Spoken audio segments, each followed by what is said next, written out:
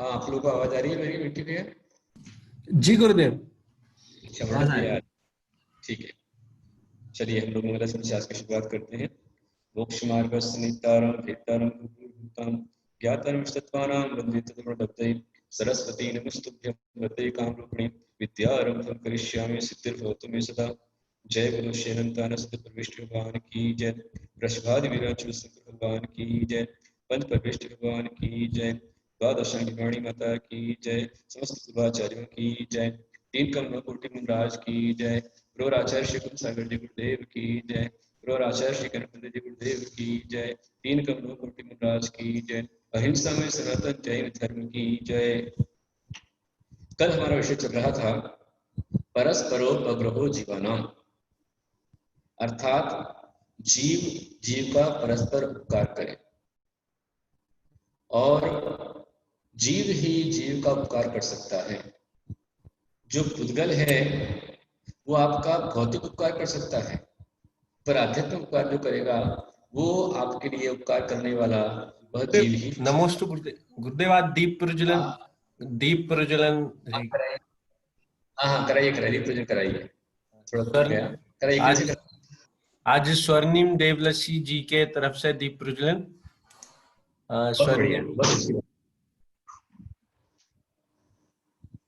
बहुत अच्छी बात।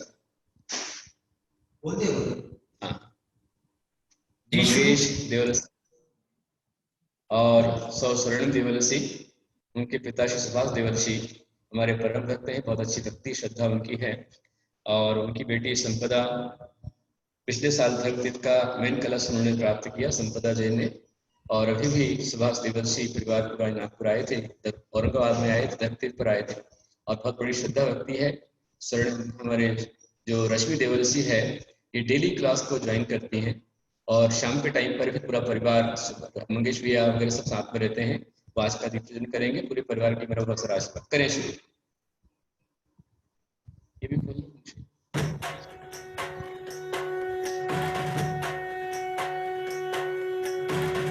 नमोस्तु हे धर्म सूर्य, तुभ्यं नमोस्तु वात्सल्य सिंधु, तुभ्यं नमोस्तु हे प्रज्ञा योगी, तुभ्यं नमोस्तु हे ज्ञान योगी।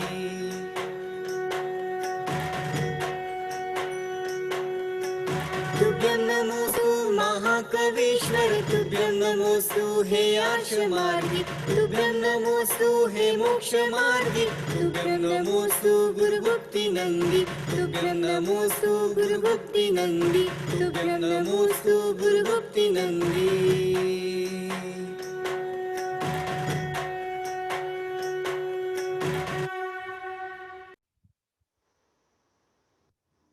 बहुत बढ़िया। संपूर्ण परिवार, देवलसी परिवार को मेरा बहुत सारा आशीर्वाद।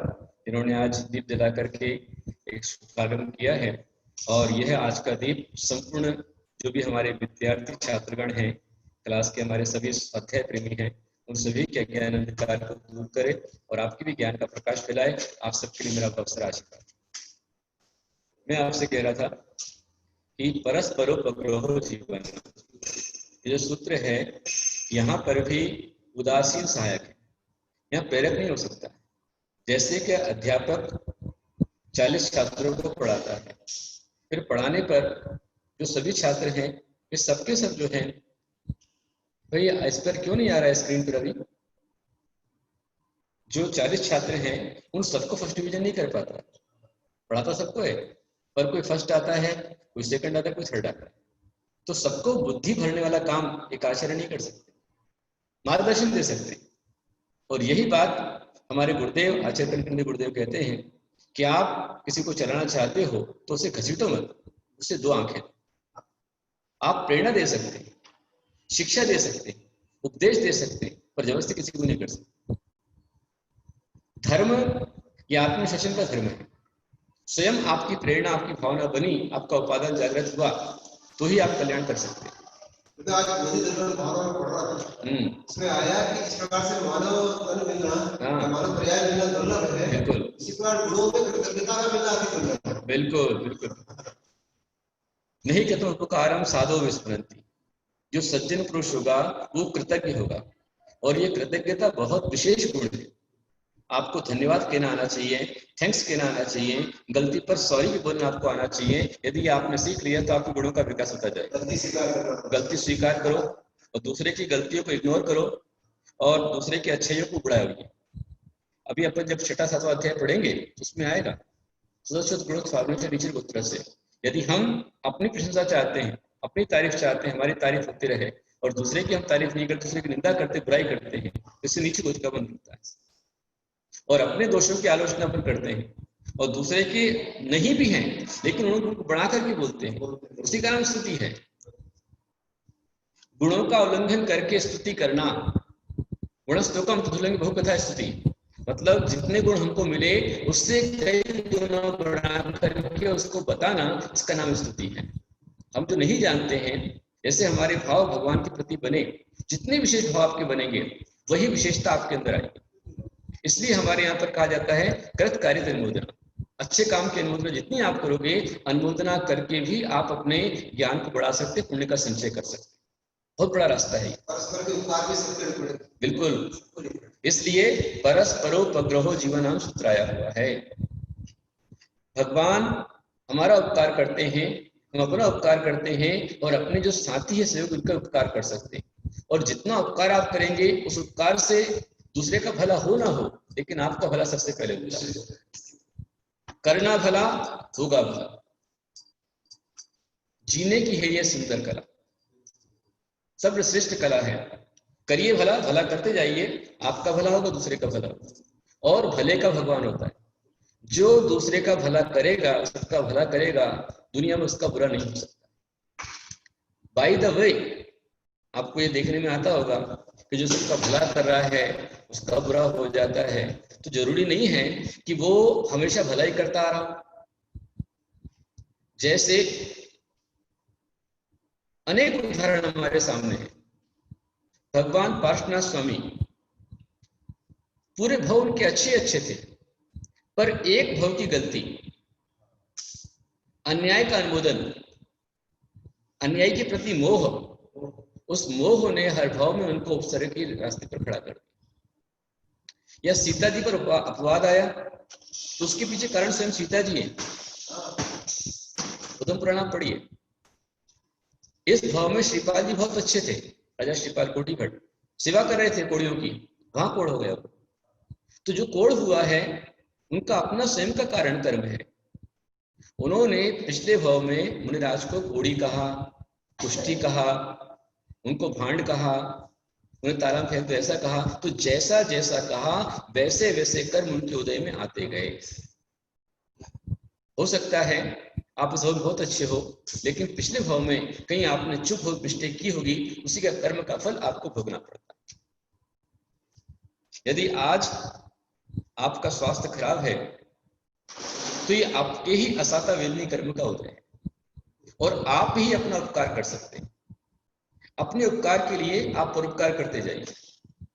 जितना आप औषध दान करेंगे उतना आपका स्वस्थ निरोगी शरीर होगा। जितना आप ज्ञान दान करेंगे उतना आपको ज्ञान बढ़ेगा। जितना आप आहार दान देंगे उतना ही आपको स्वस्थ निरोगी उत्तम पद की प्राप्ति होगी। आहार दान ऐसा महान पद है, ऐसा महान दान है कि आहार दान तीर्थंकर पद दिला देता है। औषध शास्त्र अभय आहार, औषध दान, शास्त्र दान, अभय दान और आहार दान, ये चारों प्रकार के जो दान है ये जीव का निश्चित रूप में उत्थान करते हैं। और अपने प्रति भी सद्भावना हो और सबके प्रति सद्भावना, किसी के प्रति कभी दुर्भावना ना हो। अपने आप में हीन भावना लेकर आप मत आओ, अपने आप में आत्म संप्रेषण करो। जब भी आप बैठते हो सामयिक करने के लिए, ध्यान करने के लिए, तो आप ये भावना करो कि मैं भगवान आत्मा, मेरा अनंत ज्ञान मुझे छिपा हुआ है और मुझे मेरे अनंत ज्ञान को प्रकट करना है। मेरा स्वभाव क्रोध करना नहीं है, मेरा स्वभाव मान करना नहीं है, मेरा स्वभाव मायाचारी करना नहीं है, मेरा स्वभाव लोभ करना नहीं है, छल कपट करना मेरा स्वभाव नहीं है। मैं जितना छल करूंगा अपने आप को छलूंगा। निश्चल जीवन जिए। आत्म सम्मोहन, आत्म संप्रेषण इसको बोलते हैं। अपनी आत्मशक्ति को जगाइए और आत्मशक्ति को जगाने के लिए जैसे भगवान के गुण हैं उनका चिंतन कीजिए। ये परस्परोपग्रहो जीवानाम जो सूत्र चल रहा है, इसका प्रैक्टिकल आपके लिए बता रहा हूं। परस्परोपग्रहो जीवानाम, तो जीव जीव का उपकार करे, और साथ में जिसने हमारे प्रति उपकार किया है उसके उपकार को जीवन में कभी नहीं भूलना। यदि उसने बिंदु बराबर उपकार किया है तो आप उसे सिंधु बराबर बना के बताइए। ये कला आपको सीखनी है तो हमारे दीक्षा गुरु गणाधिपति गणदाचार्य कुमसागर जी गुरुदेव और हमारे शिक्षा गुरु आचार्य कन्हैया गुरुदेव से आप सीखिए। यदि किसी ने उन्हें एक ले जाकर के पेन दे दिया, कागज दे दिया, उसको इतना बड़ा कर देते हैं कि उसके भाव और विशाल बन जाते, और कोई स्वार्थ नहीं होता उनका। वो गुणों को प्रकट करने में आज यदि मैं अपने जीवन में इतने विधान लिख पाया तो इस विधान के मेरे अंदर के कवित्व रूपी हनुमान को जगाने वाले हमारे गुरुदेव, उन्होंने मुझसे कहा कि आप में कवित्व शक्ति है, आप लिखो। उन्होंने विषय मेरे पास दिए, आपको इस विषय पर ऐसा लिखना है। हमारे गुरुदेव आचार्य कनकनंदी गुरु हमारे शिक्षा गुरु हैं और दीक्षा गुरु आचार्य कुमसागर जी हैं। बड़े गुरुदेव ने भी अपने विधान पहुंचाए हमारे पास में, ग्रंथ वाले विधान उनका पहुंचाया हुआ है कि आप लिखो, चित्र प्रदर्शन का पहुंचाया कि आप लिखो। और बड़े गुरुदेव आचार्य कनकनंदी गुरुदेव वो कहते थे कि मुझे कविता लिखनी नहीं आती, आप कैसे लिखते? मैं आपको कह देता हूँ, आप लिखो। मेरी बहुत सारी प्रार्थनाएं, बहुत सारी पूजन, वो सब आचार्य की प्रेरणा, और उसी प्रेरणा से उनकी प्रेरणा थी कि आप रत्नत्रय विधान लिखो। और जब मैंने प्रवचन सार ग्रंथ पढ़ा तब मैंने रत्नत्रय विधान उसमें से लिखा। प्रवचन सार को पढ़ते पढ़ते तो पूरा आध्यात्मिक विधान रत्नत्रय विधान मेरा है, मेरी पहली कृति हुआ विधानों के मामले में, पूजन बहुत सारी। तो गुरुदेव यदि किसी को डांटना भी है, समझाना भी है, तो पहले उसकी अच्छाई को बतलाते, आप इतने अच्छे हो। पहली बार सकारात्मक बोलेंगे, पहली बार सकारात्मक बोलेंगे, दूसरी बार समझाएंगे, और तीसरी बार हुआ तो सुभाषचंद्र बोस बन जाएंगे। कनक नंदी जी फिर कड़क नंदी हो जाते। ऐसे कुंत सागर जी गुरुदेव आचार्य श्री हमारे दीक्षा गुरु भोले भंडारी बहुत अच्छे समझाएंगे, और यदि नहीं समझा एक बार, दो बार, तीसरी बार तो फिर वो महादेव बन जाएंगे, प्रलयंकर बन जाएंगे। हाँ, और यही आचार्य के गुण है। शिष्याण उपग्रह कुशले धम्माई सदा वंदे, जो शिष्य पर निग्रह अनुग्रह करने में कुशल हैं, उसकी बुराई को नियंत्रण में करने वाले हो। जैसे डॉक्टर होता है, डॉक्टर के समान गुरु होते, कुंभकार के समान गुरु होते, वो अंदर से हाथ रखते हैं, बाहर से आकृति देते हैं, बाहर से थाप मारते हैं, चोट पर चोट मारते हैं। ऐसे ही हमेशा मीठा मीठा मीठा बोलने वाला गुरु की श्रेणी में नहीं आता है। आप भी यदि खाते हैं और हमेशा मीठा मीठा खाएंगे तो मीठा खाने पर आपको शुगर हो जाएगी या पेट में कीड़े हो जाएंगे, आपको खाएगा भी नहीं। कॉम्बिनेशन जब बैठता है तो मीठे और नमकीन का बैठता है, थोड़ा नमकीन थोड़ा मीठा होना चाहिए, थोड़ा खट्टा थोड़ा मीठा होना चाहिए। तो जहां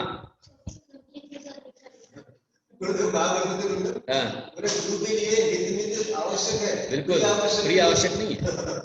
आप चाहो कि हर समय आपको प्रिय वचन ही मिले गुरु के द्वारा, तो ये आप गलत सोच रहे हो। बिल्कुल सही बात। ध्यान रखें, गुरु की कृपा भी बड़े भाग्य से मिलती है और गुरु की डांट भी बड़े भाग्य से मिलती है। और जो गुरु की डांट को आदर से स्वीकार करना सीख लेता है वही योगी शिष्य बन पाता है। और थोड़ी सी डांट पर बिखर जावे, उठपटांग उद्धरणता से जवाब देने लग जाए, वो शिष्य की श्रेणी में नहीं आ सकता, उसका कभी भी विकास उत्थान नहीं हो सकता।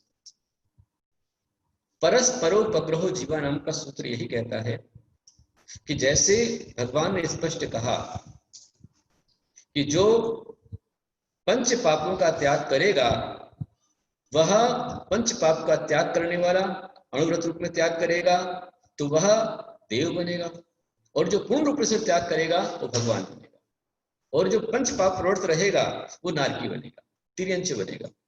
ये भगवान ने स्पष्ट कहा। भगवान कहते हैं कि तुम देव शास्त्र गुरु को मानते हो तो तुम समय दृष्टि हो, और यदि देव शास्त्र गुरु को नहीं मानते हो तो वही तत्क्षण मिथ्या दृष्टि हो, तुम्हारा संसार अनंत है। ये भगवान ने कहा।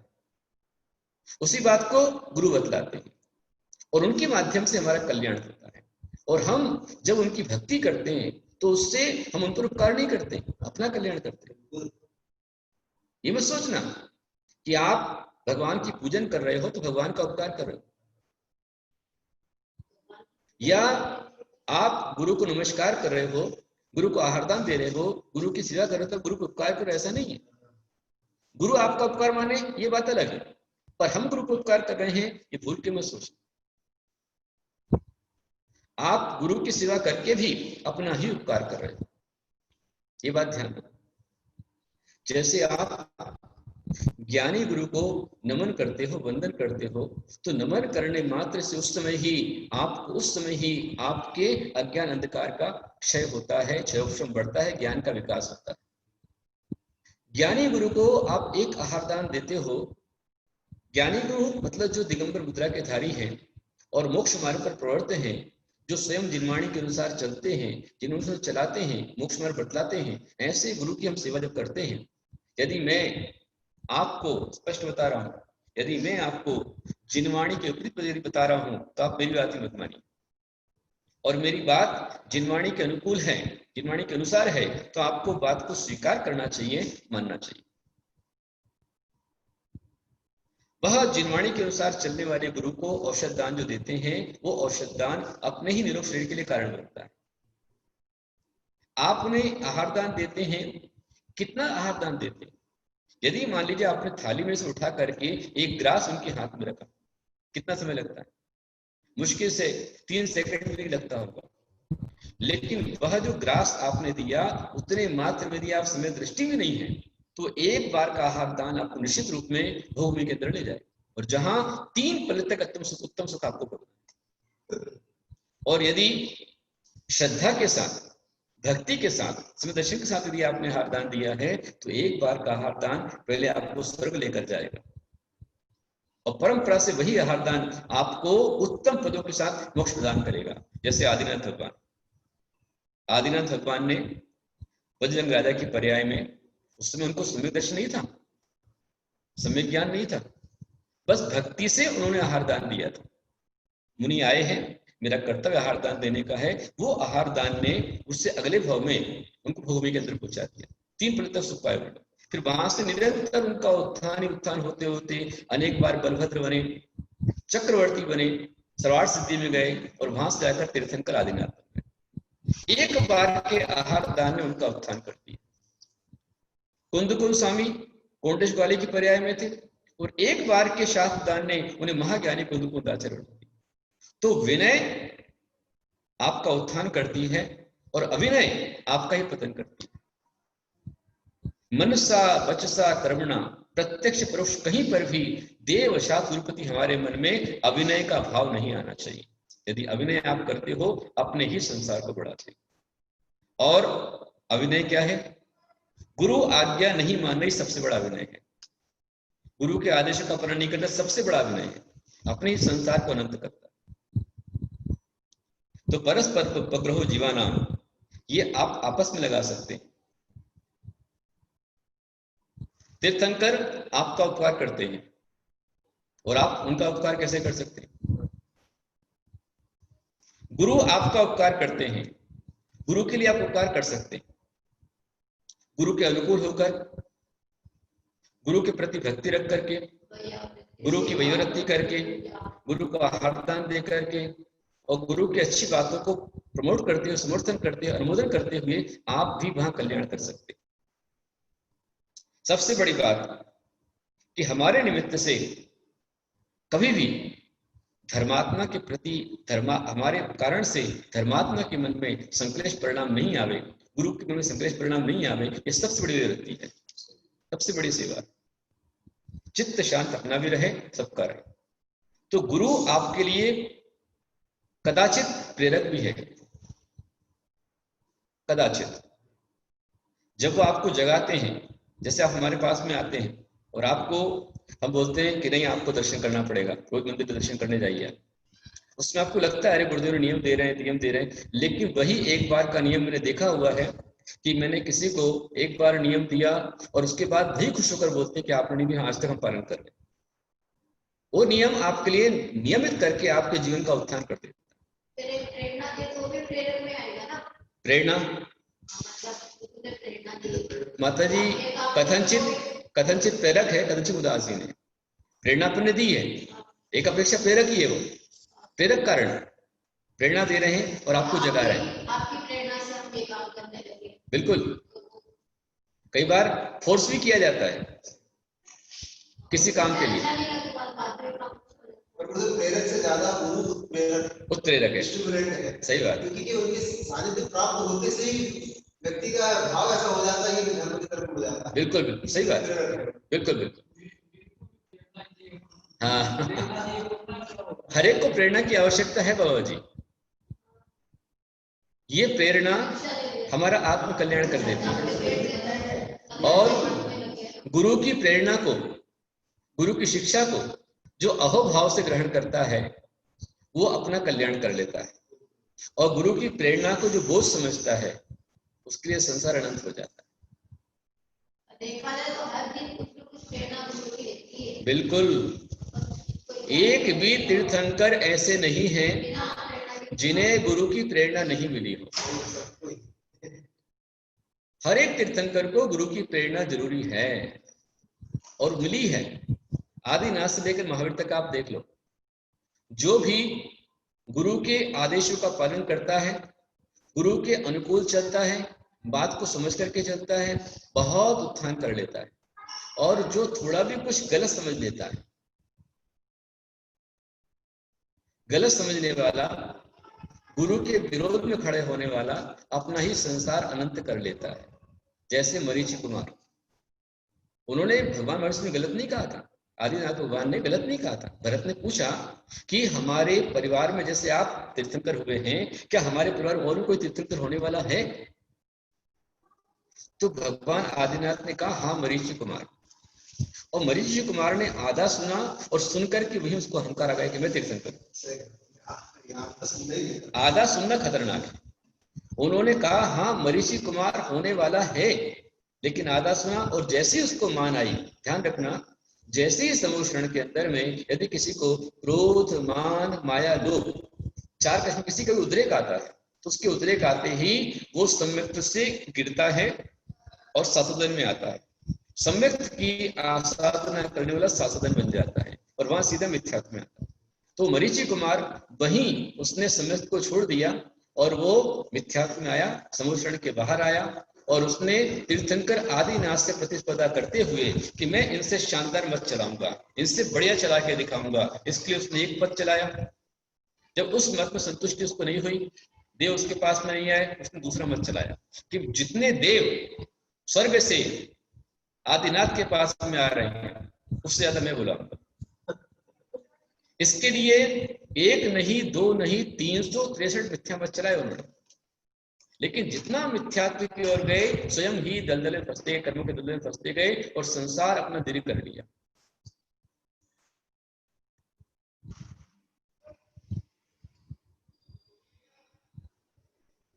देखिए, रानी बाकलीवाल ने पूछा है कि कोई गुरु हमें मना करने के बाद भी जबरदस्ती कोई नियम देते हैं और वो हम नहीं कर पाते हैं, तो कैसे दोष, इसका दोष लगता है? देखिए, ऐसा है कि सब चीजें अलग अलग हैं, इसमें अनेकांत लगाना पड़ेगा। यदि मैं आपको आपके हित के लिए नियम दे रहा हूं, जैसे मैंने आपको, आपके पास में आया और आपको फोर्सली मैंने कहा कि आप कम से कम दिन में 5 मिनट दिनवाणी पढ़िए, स्वाध्याय कीजिए, अथवा आपको मैंने कहा कि अब तुम्हें लिपस्टिक नेल पेंट नहीं लगाना है, इसमें जीव हिंसा होती है, पूरा समझाया, और समझाने के बाद भी यदि आप नेल पेंट नहीं छोड़ती हैं, हालांकि आप तो नहीं लगाती हैं, बहुत अच्छी श्राविका है ये जो नहीं लगाती है, परंतु कोई जिद करके नहीं मैं तो लगाऊंगा, तो फिर आपका संसार बढ़ेगा। हाँ, जैसे मैंने आपको समझाया और समझा कर बताया कि आपको भगवान की भक्ति करना चाहिए, पूजन करना चाहिए, पूजन का नियम दिया, आप समय निकालिए, फोर्स किया उसके अंदर में, तो गुरु का ऐसा बोलना बुरा नहीं। परंतु यदि मैं कहता हूं आपको आकर के कि आप भगवान का अभिषेक मत करिए, ऐसा नियम ले लो, अथवा देवी देवता को नहीं मानना, ऐसा नियम ले लो तो हम आहार लेंगे, तो ऐसे नियम लेने की आवश्यकता नहीं है। दूसरे गुरु को नहीं मानना, या दूसरे गुरु को नहीं मानना, अकेले मेरे पास ही आना, दूसरे के पास मत जाना, तो ये नियम है। नियम भी नियम के अनुसार आगम अनुकूल होना चाहिए। और आगम अनुकूल यदि नियम उन्होंने दिया है, आपके हित के लिए दिया है, आपको समझ में आ रहा है कि मेरे हित के लिए है, आगम अनुकूल है, तो ऐसे नियम लेने में कोई बुराई नहीं है। और आपकी शक्ति नहीं ले पा रहे, कोई बात नहीं। जैसे मैं आपसे कहूँ कि आप दीक्षा ले लो, आप माता जी बन जाओ, तभी आपकी सामर्थ्य नहीं है, आपकी जिम्मेदारी अभी है, आपके बच्चे हैं, फिर आपका स्वयं चरित्र मोहिनी कर्म का उदय है, परिवार से लगाव है, पति से मोह आपका है, कैसे छोड़ सकते?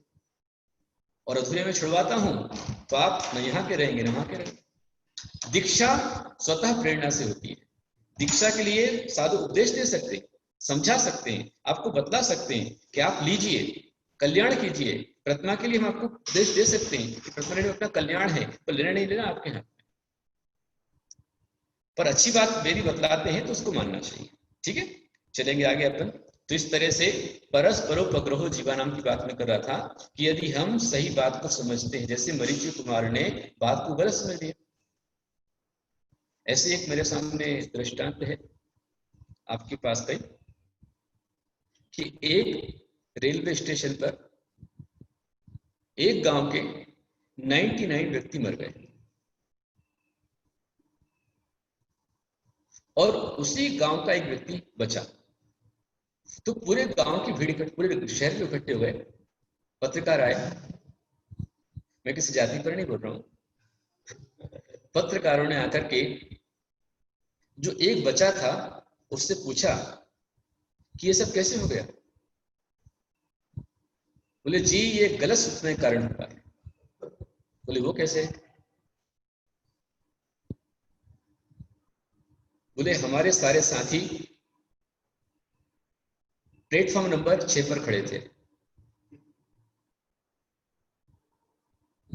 और सूचना आई, सावधान, शताब्दी एक्सप्रेस प्लेटफॉर्म नंबर 6 पर आ रही है। और बेचारे सुनकर के डर के मारे सबके सब पटरी पर आ गए और ट्रेन वो प्लेटफॉर्म पर नहीं पटरी पर आई होगी। तो पत्रकार लोगों ने कहा कि अच्छा, तो उसमें एक आप ही समझदार थे। अरे बोले समझदारी गई भाड़ में, मैं तो आत्महत्या करने के लिए पटरी पर लेटा हुआ था और मैंने सुना कि अरे प्लेटफॉर्म पे आ रही, तो मैं प्लेटफॉर्म पर आ गया। तो ये सोचना गलत है कि उसका सोचना गलत है? समझने वाला गलत है। इसी प्रकार से शायद आपको समझ में नहीं आया, अभी आ गया कि नहीं आया? होता है कभी कभी ऐसा भी, किसी किसी की ट्यूबलाइट सेकंड में जल जाती है और किसी की ट्यूबलाइट आधे घंटे बाद जलती है, किसी की ट्यूबलाइट दिमाग की 24 घंटे बाद जलती है, ऐसा भी हो जाता है। तो महान बाबा वो जो गांव वाले थे उन्होंने उसके अर्थ को नहीं समझा कि प्लेटफॉर्म मतलब पटरी पर ही ट्रेन आएगी, प्लेटफॉर्म पे नहीं आएगी। ऐसे ही भगवान आदिनाथ ने कहा था कि हाँ मरीचि कुमार होने वाला है, पर मरीचि कुमार समझा कि मैं तीर्थंकर हूं और वही गड़बड़ हो गई। ऐसे ही हमारे गुरु हमें जिनवाणी के अनुसार सही रास्ता बतला रहे हैं और यदि हम अहंकार में गलत रास्ते पर चलते हैं तो हमारा ही अकल्याण होता है। इस तरह से अपन ने समझा, ये परस्पर उपग्रहो जीवानाम सूत्र को समझा कि जीव जीव का परस्पर उपकार करता है। पर ध्यान रखना कि जो हित का मार्ग दिखाए वो उपकार करता है और जो अहित का मार्ग दिखाए वो अपकार करता है। जो आपको जिनवाणी के अनुसार लेकर चले वो उपकार कर रहा है और जो आपको धर्म के विपरीत बता रहा है, यदि कोई आपको बोल रहा है कुछ नहीं होता है, रात में खाना चाहिए, वो तो पुराने जमाने की बातें थी, तो जो रात में भोजन की बात कर रहा है वो आपको गलत रास्ते पर लेकर जा रहा है। या कोरोना ठीक करने के लिए शराब पीना चाहिए, जो बता रहा है वो आपको गलत रास्ते पर लेकर जा रहा है।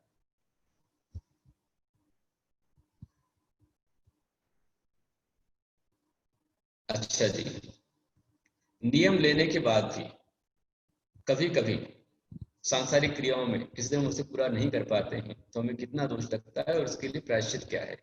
बहुत अच्छी बात सुचिता सेठी ने पूछी है। देखिए, हम जो नियम लेते हैं तो नियम को व्यापक दृष्टि से लेना चाहिए। जैसे मेरे पास में शुलिका माता जी ने कहा कि मैं इस चतुर्मास में एक उपवास एक आहार करूंगा, तो मैंने कहा कैसा नियम मत लो, आप भावना रखो, एक उपवास एक आहार ही करो, पर यदि कभी अचानक अंतराय आ जाए, स्वास्थ्य गड़बड़ हो जाए, तो ऐसा नियम मत रखो, विशेष परिस्थिति की छूट। तो परिस्थिति की छूट में आप नियम के दोष नहीं आ सकता है। कभी अंतराय हो जाता है, बीमारी आती है, तो आप लगातार भी आहार कर सकते हो, आपको दोष नहीं रहेगा। ऐसे ही आप जब भी कोई नियम लेते हैं तो नियम के अंतर्गत पहले नियम कैसा है, कितना है, ये अपन देख लेंगे, और उसके लिए विशेष परिस्थिति की छूट ऐसा अपन करके चले, उसमें पर हर चीज को देखना पड़ेगा। जैसे आपने आजीवन मांसाहार का त्याग किया है, तो उसमें विशेष परिस्थिति कभी आनी ही नहीं चाहिए। आजीवन सत्वभोजन का त्याग किया है, तो आजीवन त्याग हो गया, किसी भी कारण से अपने को नहीं लेना, ठीक है। दवाई पर हम बोल सकते हैं कि दवाई में जो आता है, तो दवाई में जो भी कुछ भी आता है उस पर बार कोड के अंदर सब लिखा जाता है। आप बार कोड देख लीजिए, नोटिस कीजिए, तो जिसमें नॉनवेज है इसको मत लीजिए, और जिसमें जेनेटिक नहीं है, नॉन जेनेटिक है, मात्र आपका केमिकल्स के माध्यम से बना हुआ है, एसेंस के माध्यम से बना हुआ है, उसमें कोई दोष नहीं। कई बार आयुर्वेदिक दवाई भी एलोपैथी से अधिक हिंसक हो सकती है, और कई बार एलोपैथी दवाई भी शुद्ध हो सकती है। मैं खाने बताने की बात नहीं कर रहा हूं, लेकिन अनेकांतवाद की बात कर रहा हूं। डॉक्टर से हम जब बात करते हैं, डॉक्टर बतलाते हैं जैसे कुनैन की गोली है, तो वह जो है आपके जो बुखार का एक कौन सा आता है वो, हाँ, तो वह जो वृक्ष है उसका एसेंस लिया जाता है, और उसमें भी स्टीम के माध्यम से वह दवाई जब बनती है उसमें मशीनरी का हाथ भी नहीं लगता है। तो इस तरह से अलग अलग चीजें होती हैं, परंतु जिन चीजों को हम छोड़ सकते हैं उसको हमें दृढ़ता से पालन करना चाहिए। नियम जैसे हमने लिया, देवदर्शन का रोज का नियम लिया है, फिर इस परिस्थिति छूट, यदि बीमार पड़े, स्वास्थ्य गड़बड़ हो, कारण बन गया, नहीं जा पाए, तो कोई बात नहीं, ऐसी परिस्थिति की छूट आप रख सकते हैं। रात्रि भोजन का त्याग यदि आपने किया है तो उसमें किसी परिस्थिति में रात्रि भोजन अपने को नहीं करना चाहिए, जैसे बने वैसे अपने को पालन करना चाहिए। देव दर्शन में नियम हो सकता है, अभिषेक में छूट हो सकती है, अभिषेक करेंगे पर विशेष परिस्थिति की छूट, बीमार पड़ गए, कोई कारण बन गया, बाहर चले गए, नहीं कर पाए, कोई बात। हम रोज स्वाध्याय करेंगे पर विशेष स्थिति की छूट, तो ऐसा हो सकता है, ठीक है। चलेंगे अपने, बिल्कुल आयुर्वेदिक औषधि के अंदर भी सब में नहीं आता है, सब में नहीं आता है, पर किसी किसी के अंदर में उसमें मधु आता है, हनी लिखा रहता है उसके अंदर है, हनी है तो वह दोष कारक है, अथवा किसी के अंदर गोमूत्र रहता है, हाँ, जो सिरप है, जितने सिरप उसमें ट्राई कर अल्कोहल बेस ज्यादा रहता है उसके अंदर। इसलिए दिगंबर मुनि जो लेते हैं हर्बल औषधि लेते हैं, निरापद औषधियां जो वनस्पतियों से बनी हुई है, जड़ी बूटियों से बनी हुई है, और खास तौर पर हमारा आहार विहार इस प्रकार का होना चाहिए कि औषधि की आवश्यकता ही न पड़े। आहार ही सबसे बड़ी औषधि है। यदि आप अपने खान पान को अच्छा रखते हैं,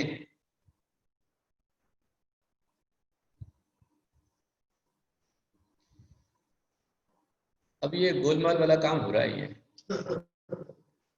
नमोस्तु गुरुदेव पर जब भी कोई भी गुरुदेव नियम देते हैं 1 साल का, तो हम 1 महीना या 1 दिन का मन में देते हैं और उनको बोलते हैं हाँ मेरा नियम है, और आहार दे देते हैं। तो क्या दोष लगता है? पक्के में दोष लगता है, पक्के में दोष लगता है।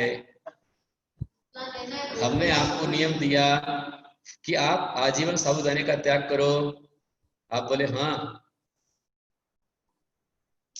और साबूदाने का आपने मन में 1 दिन का त्याग रखा है, तो आपको पक्के में दोष लगेगा। आप जो कर रहे हो गुरु के साथ मायाचारी कर रहे हो। कथनी करनी भिन्न जहां धर्म नहीं पाखंड वहां, अपने साथ में आप छल कर रहे हो। गुरु को भी वही नियम देना चाहिए तो युगानुकूल हो, समयानुकूल हो। मैंने कहा ना आपसे कि मैंने आपको कभी ऐसे बहुत सारे नियम नहीं दिए। जब भी मैं आहार करने आता हूँ तो हमारे और बड़े बड़े गुरुदेव, उनके बड़े बड़े नियम रहते हैं। मैंने कभी शुद्ध का त्याग आपको नहीं कराया। मैंने आपसे कितना कहा, पुरुषों को इतना पूछते हैं कि भाई शराब पीते हो, सिगरेट पीते हो, खाते हो क्या? नहीं खाते, ठीक है। और महिलाओं को लिपस्टिक नेल पेंट नहीं लगाया, हाँ ठीक है, हाँ वो तो ठीक है। साबूदाने का तो सबको आजीवन त्याग करना ही चाहिए। रात्रि भोजन का त्याग जब कर दिया अपन ने तो रात्रि भोजन में सब त्याग हो जाता है। उसमें फिर जब अपन रात्रि का त्याग कर दिया है उसमें ना जल चलता है ना फल चलता है, और अपने शरीर को जैसा आप ढाले वैसा चलता है। आप देख लीजिए कि आपके साधु 24 घंटे में एक बार आहार एक बार पानी ग्रहण करते हैं, उसके बावजूद भी वो आपके लिए सारी सामाजिक क्रिया भी सब कुछ कर रहे हैं। अब कल का मैं आपको बताऊं, कल मेरा उपवास था। कल मैंने भक्तांबर का उपवास किया था, माता जी का उपवास था। पर आप देख रहे उपवास के होने के बावजूद भी एक बूंद पानी नहीं लिया, उसके बावजूद भी सुबह का प्रवचन भी आपको दिया, दोपहर में क्लास भी हुई, शाम का फिर जो नमोकार का महामंत्र का था वो भी किया गया, अपने सामाजिक प्रतिकोण सारे किए गए, आज से फिर प्रवचन दिया गया।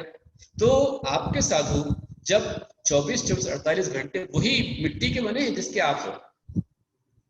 हमारा कोई फौलादी शरीर नहीं है, हम लोग भी औदारी शरीर वाले ही हैं। हाड़ मास की देह हमारी जो आपकी है। जो हमारे साधु अभी हमारे मुनि विमल गुप्त जी, उनने भावना भाई और छोटी सी उम्र के अंदर में उन्होंने रत्नत्रय का तेला कर लिया। एक उपवास में तकलीफ होती है लेकिन तेला कर लिया, मन में ठान लिया था। हमारी सुलेखा माता जी को बहुत गर्मी लगती है, धनेश्वरी माता जी को, लेकिन मन में ठान लिया तो एक उपवास एक आहार करे जा रहे।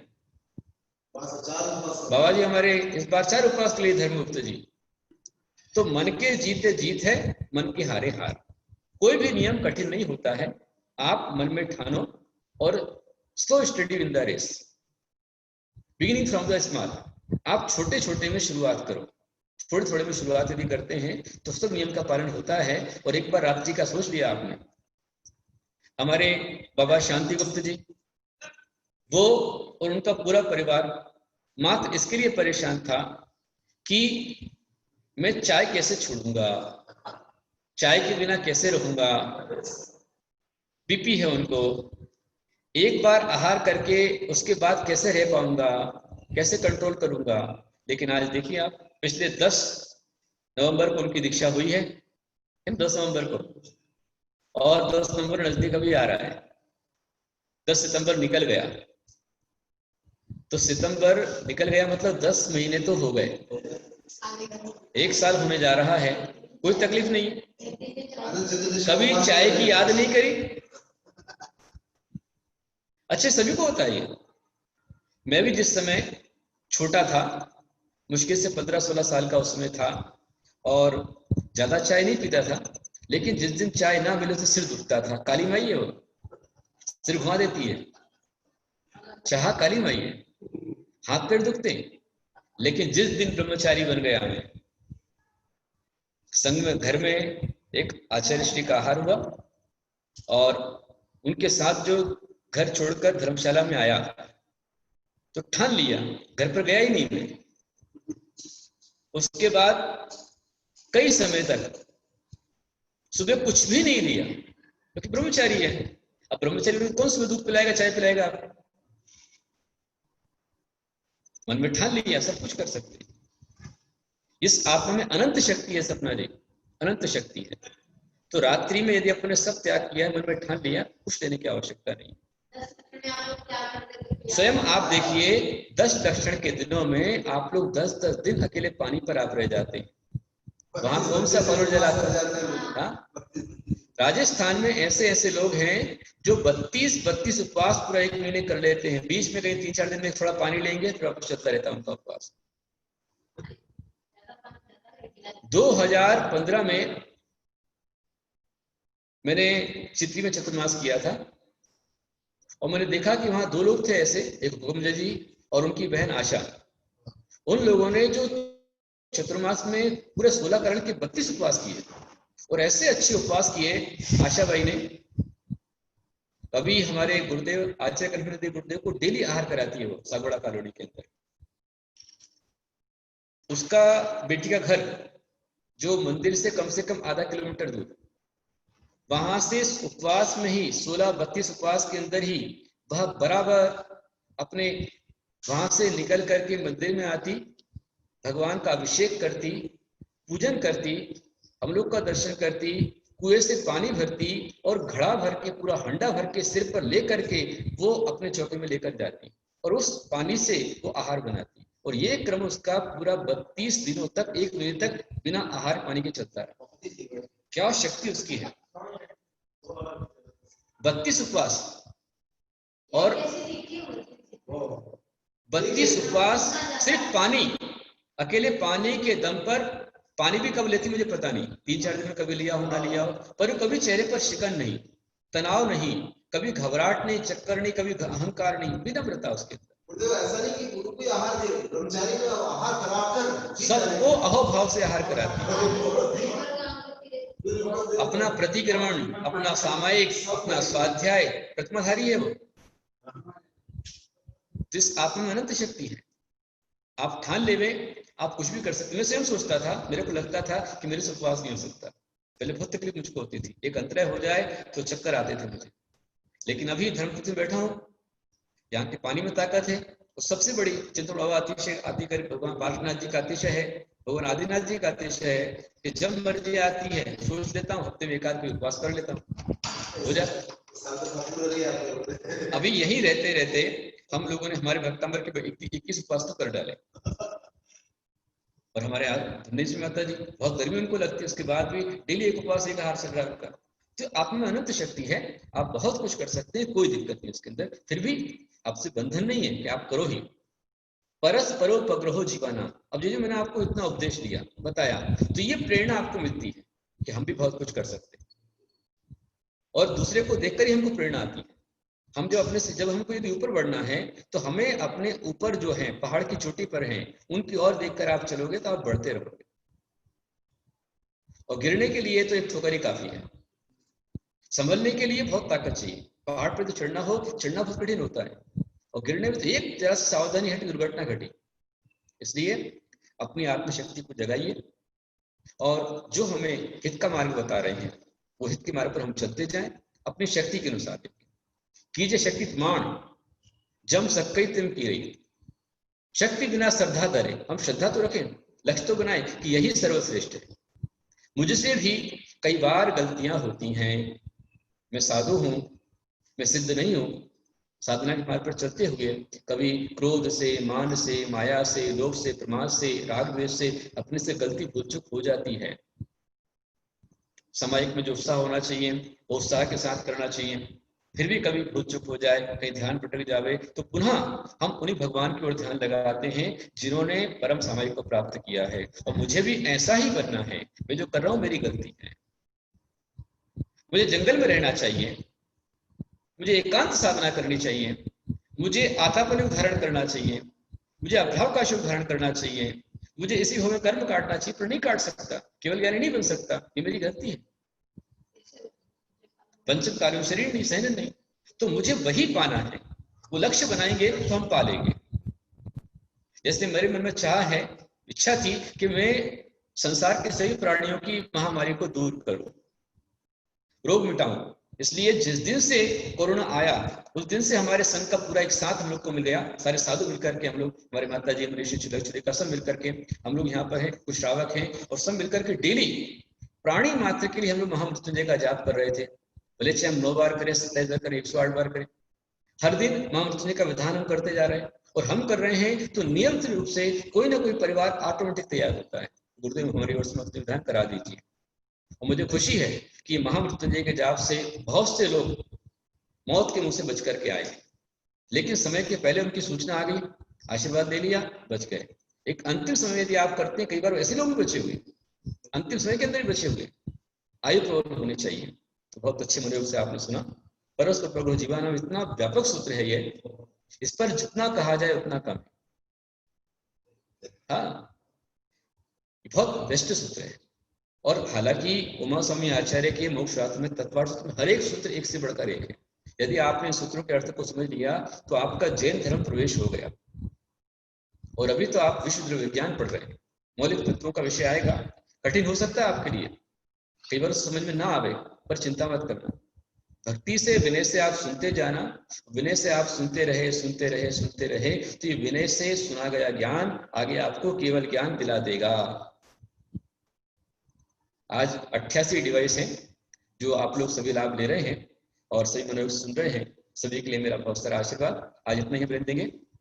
और अभी जो महान भाव जिनको मतलब तत्वार्थ सूत्र मोक्ष शास्त्र ग्रुप में आप यदि नहीं हैं, आपको लिंक नहीं मिल पा रही है, तो आप मिंटी भैया या वर्णित भैया का नंबर आप ले लें। वर्णित भैया, मिंटी भैया या धीरज भैया आपका नंबर शेयर कर देवें और सभी को बता देवें किस तरह से मुझे करना है। और जो भी नहीं है अपना नंबर आप भेज दीजिए, तो आपको लिंक में जोड़ देंगे और आपको सब कुछ